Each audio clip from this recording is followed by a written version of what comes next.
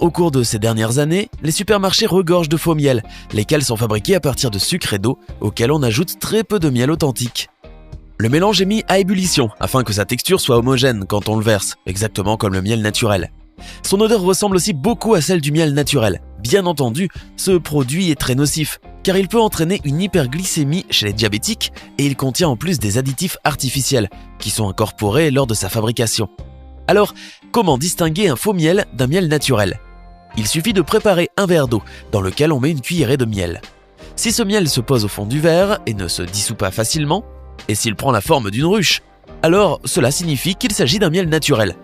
En revanche, s'il se dissout facilement et se mélange rapidement à l'eau, alors il s'agit dans ce cas d'un faux miel. Par ailleurs, si vous placez le miel naturel dans le réfrigérateur, il garde sa texture et ne se solidifie pas, contrairement à l'autre.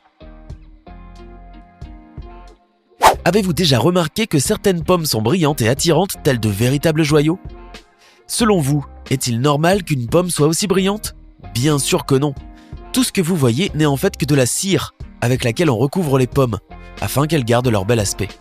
Il vous suffit alors de laver les pommes avec un peu d'eau tiède jusqu'à ce que cette cire fonde et que les pommes retrouvent leur aspect naturel avant de les consommer. Voilà en ce qui concerne les pommes, mais qu'en est-il des autres fruits et légumes ? Quelles sont les ruses des commerçants pour maintenir leurs produits en bon état le plus longtemps possible ? Eh bien malheureusement, certains fruits et légumes sont arrosés de pesticides pour combattre les insectes. D'ailleurs, nous avons vu circuler une vidéo qui montre quelques agriculteurs en train d'injecter des pastèques avec une substance rouge pour les faire paraître mûrs et peindre des fruits avec une substance verte afin de les commercialiser rapidement. Vous devez faire attention lorsque vous achetez des jus conditionnés, car ils ne contiennent pas la quantité de fruits nécessaire à la fabrication des jus.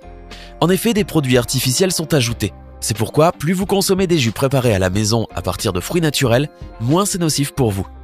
Cependant, vous serez amené quelquefois à acheter des jus prêts et conditionnés. Dans ce cas, vous devez distinguer entre la boisson, le nectar et le jus.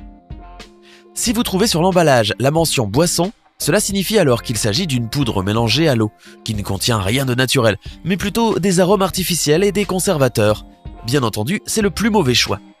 Si l'emballage indique nectar, il contient alors un concentré de fruits mélangé à l'eau avec de grandes quantités de sucre et de conservateurs.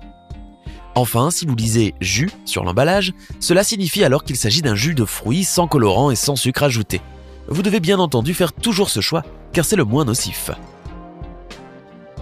Les viandes transformées font partie des aliments que l'on trouve le plus sur le marché. Elles sont largement répandues en raison de leur prix bas et de leur préparation